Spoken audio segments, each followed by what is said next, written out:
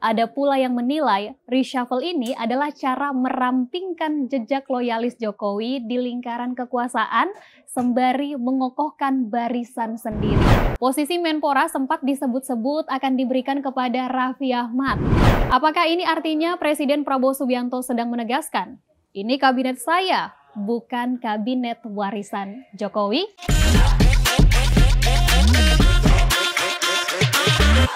Kabar yang berhembus dari Istana Kepresidenan akan selalu menjadi hal yang paling memantik perhatian semua orang di berbagai penjuru. Entah sebab karena kebijakan presiden, keputusan politik, atau karena ihwal kocok ulang kartu menteri. Dan kemarin, kabar itu datang di minggu kedua bulan September 2025. Yap, berita reshuffle jilid ketiga. Sebuah peristiwa politik yang selalu berhasil mencuri sorotan. Bukan hanya karena siapa yang digeser dan siapa yang masuk, tapi juga karena pertanyaan besarnya. Apa makna di balik pergantian ini? Presiden Prabowo Subianto yang bahkan belum genap setahun menjabat, sudah 3 kali mengganti susunan kabinetnya. Ada yang bilang ini bukti Prabowo mendengarkan suara publik. Ada pula yang menilai reshuffle ini adalah cara merampingkan jejak loyalis Jokowi di lingkaran kekuasaan sembari mengokohkan barisan sendiri. Pertanyaannya, apakah ini murni soal evaluasi kinerja atau justru bagian dari orkestrasi politik yang lebih besar? Reshuffle jilid ketiga digelar pada Rabu 17 September 2025 di Istana Negara, Jakarta. Yang bikin publik terperangah, perombakan ini hanya berselang 9 hari dari reshuffle jilid kedua. Pelantikan kali ini menghadirkan wajah-wajah baru di posisi strategis, mulai dari Menteri Koordinator, Wakil Menteri, hingga Kepala Lembaga Negara. Tapi ada satu kursi penting yang tetap kosong, yakni Menteri BUMN. Dan kursi kosong ini memunculkan spekulasi liar. Siapa yang akan mengisinya?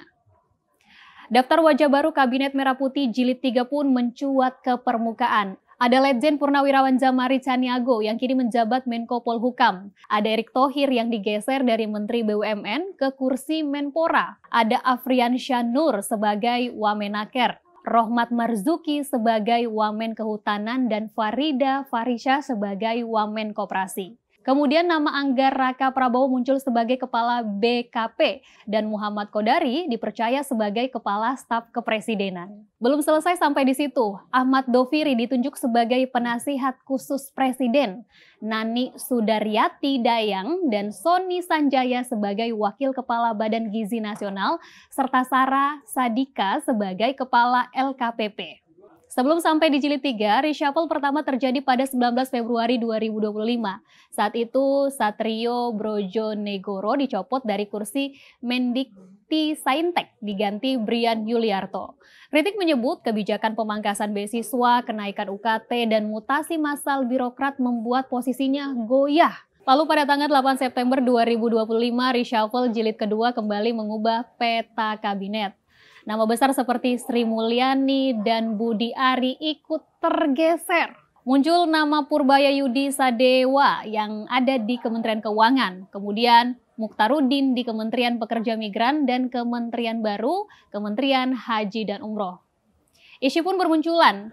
Posisi Menpora sempat disebut-sebut akan diberikan kepada Raffi Ahmad. Namun akhirnya kursi itu jatuh ke tangan Erick Thohir setelah sekitar 2 pekan memburu calon Menpora. Isu menyebut Raffi Ahmad menolak tawaran kursi Menpora karena tak mendapat restu dari keluarganya. Meskipun Raffi Ahmad belum memberikan pernyataan resmi terkait hal ini.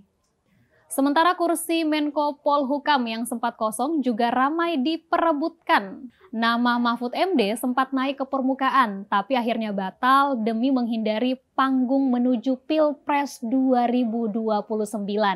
Dan soal Sri Mulyani, sempat ada kabar ia mengajukan pengunduran diri, tapi klarifikasi resmi Istana tegas. Pergantian itu adalah keputusan Presiden atau hak prerogatif Presiden, bukan karena ia mundur. Nah, disinilah isu kocok acak kursi menteri makin panas. Banyak yang membaca reshuffle jilid 3 sebagai upaya merampingkan jejak loyalis Jokowi. Masih ingat kan, sejak awal Presiden Prabowo masuk, kabinetnya disebut masih beraroma transisi. Ada bayangan Jokowi, ada kompromi politik, ada nama-nama yang jelas bukan pilihan utama Presiden Prabowo. Dan perlahan nama-nama itu mulai digeser. Apakah ini artinya Presiden Prabowo Subianto sedang menegaskan, ini kabinet saya, bukan kabinet warisan Jokowi? Simbol politiknya jelas, dari kabinet transisi menuju kabinet Prabowo murni. Dan publik pun bertanya, apakah ini juga tanda bahwa poros Solo yang identik dengan Jokowi mulai kehilangan ruang? Di sisi pengamat politik, banyak yang menafsirkan kalau perombakan kursi menteri hingga jilid ketiga ini bukan sekedar soal kinerja. Ada yang membaca ini sebagai upaya mengikis pengaruh loyalis Jokowi atau geng Solo, sekaligus memperkuat posisi Prabowo dan partai pendukungnya. Rai Rangkuti dari Lingkar Madani menyebut reshuffle jilid 3 ini adalah tanda dejokowinisasi atau pengurangan pengaruh Jokowi dalam kabinet. Tapi semakin dominan satu partai, semakin rawan juga ruang kritik tersingkir. Dan di sisi lain muncul proses gerindranisasi. Pos-pos strategis kini lebih banyak diisi oleh orang-orang dekat Prabowo atau kader Partai Gerindra. Namun tafsir lain juga muncul. Ada pengamat yang menilai setelah demonstrasi yang besar yang sempat rusuh, Presiden Prabowo merasakan tekanan publik yang sangat kuat. Evaluasi kabinet kemudian dijadikan sebagai salah satu cara merespons tuntutan masyarakat agar pemerintah terlihat sigap dan tidak abai.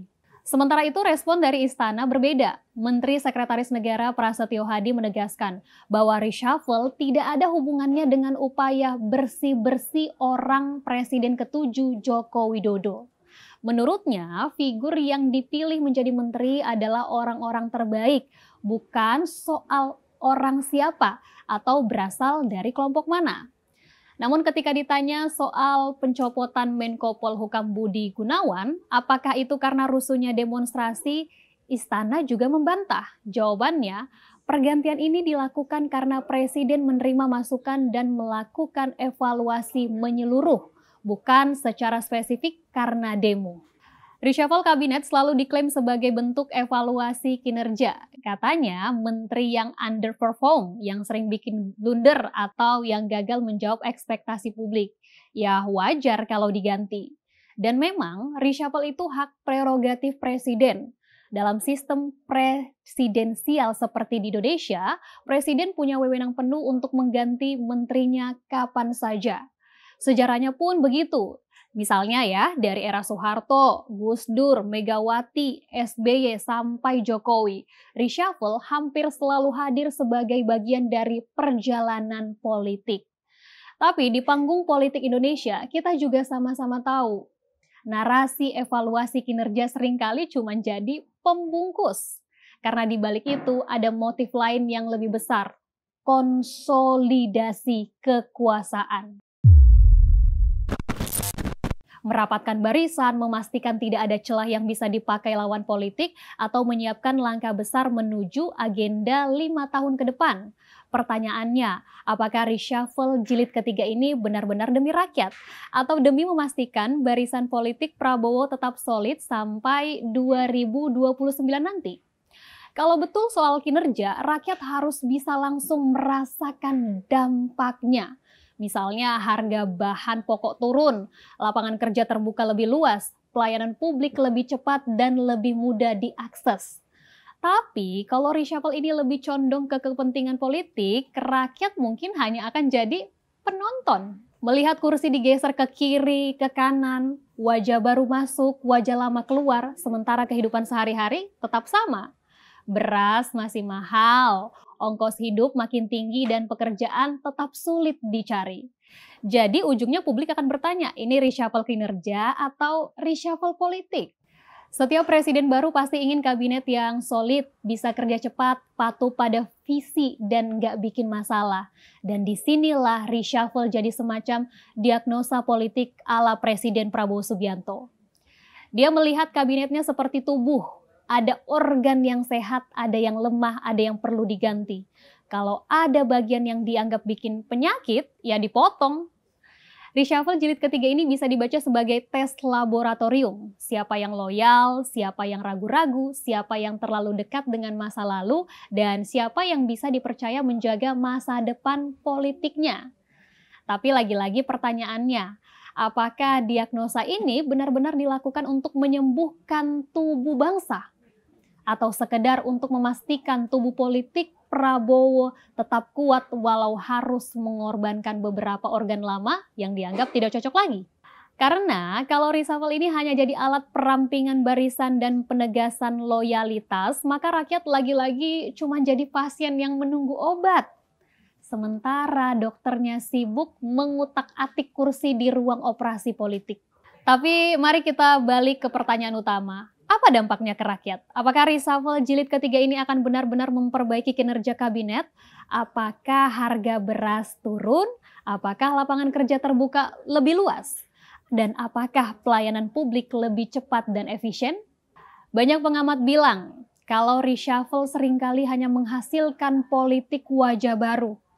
Muka menteri yang berbeda, tapi kebijakannya ya tetap sama. Rakyat menonton wajah-wajah baru dilantik dengan penuh seremoni, tapi di pasar harga cabai masih melambung. Di kantor-kantor, antrian layanan masih panjang dan pekerjaan masih susah dicari. Publik pun bertanya, apakah reshuffle ini benar-benar untuk mereka atau hanya untuk menjaga keseimbangan kekuasaan yang di atas? Reshuffle jilid ketiga ini bisa dibaca sebagai simbol politik. Prabowo bisa jadi ingin menunjukkan bahwa ia kini benar-benar presiden penuh, bukan sekedar melanjutkan bayangan predesesornya, yakni Presiden Jokowi.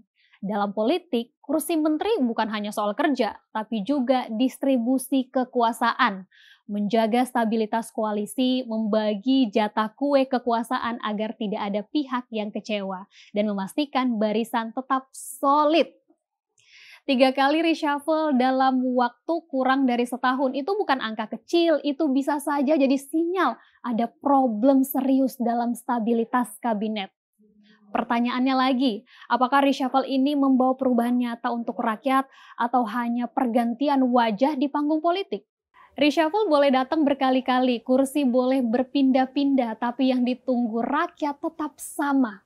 Perubahan yang nyata, bukan sekedar politik yang bising dan sungsang.